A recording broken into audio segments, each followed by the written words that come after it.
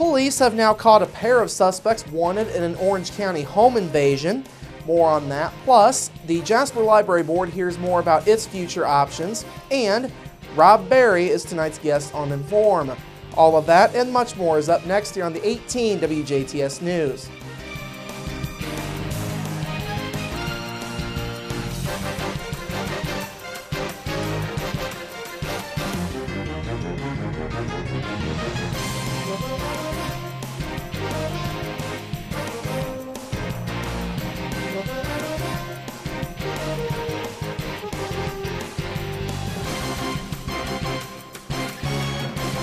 Hello, I'm Bradford Raths. We begin with state police catching two men wanted for questioning connected with yesterday morning's home invasion in Orange County. Around 5 o'clock yesterday evening, police attempted to pull over 20-year-old Tanner Stuckney and 21-year-old Cody Lake along Interstate 65 north of Columbus. The two refused to stop and the pursuit was on. The pursuit went north on Interstate 65 before Stuckney and Lake exited at the 80-mile marker and turned east onto State Road 252. Police say Stuckney and Lake stopped along State Road 252 near Flat Rock in Shelby County.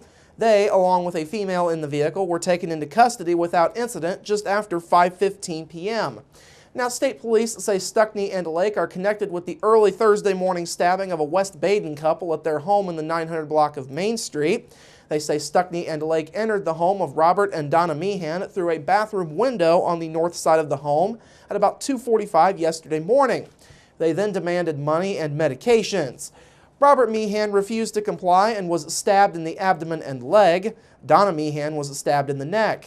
The Meehans were taken to IU Health Hospital in Paoli and were later taken to University of Louisville Hospital for further treatment. Robert Meehan was listed in stable condition. Donna Meehan was released yesterday morning after being treated. A Davies County man was arrested after the latest attempt at stealing items from the Jasper Walmart. Just before 1:15 yesterday afternoon, Jasper police were called to the Walmart where store security had detained 18-year-old Dawson Graber of Montgomery. Police say Graber tried to take 2 phone charger cables and a USB adapter without paying. The total value of the items was $59. Graber was lodged in the Du Bois County Security Center on shoplifting charges. Discussions continue on the future of the Jasper Library. Last night, Universal Designs presented layout plans to the Jasper Library Board at a special meeting. The plans corresponded with the 3 options that are being considered for a new library, which are building a new building on the current site, utilizing part of the former Hoosier Desk building, and building on land along South Newton Street near Brookstrasse. The consultants stated that the current site has some options with it. The land area actually allows for 47,000 square feet according to plans. That could house a 1-story building at 28,000 square feet. A 2-story building would be 30,000 square feet. The space estimate did include parking. Meanwhile, the South Newton site presented a few questions. The building could have been 31,400 square feet, but the layout of the property presented the challenge of how to orientate such a building. The building likely would have to be moved a little bit to fit on the lot, and parking space would also be an issue to address. Finally, as mentioned, the former Hoosier Desk building was discussed in great detail. Though this building could have the largest amount of square feet at 32 to 33,000 across 3 stories, there were concerns about potential combustibility in the building due to the age of the building combined with library materials. Changes to the state's building code as it relates to repurposing old buildings, and a business currently located in another part of the building came up as other factors. Parking space was not an issue here as there is more space than everywhere else. Library Director Christine Golden says it's still too early to tell whether there's a favorite among the sites. She says all of them would be good options.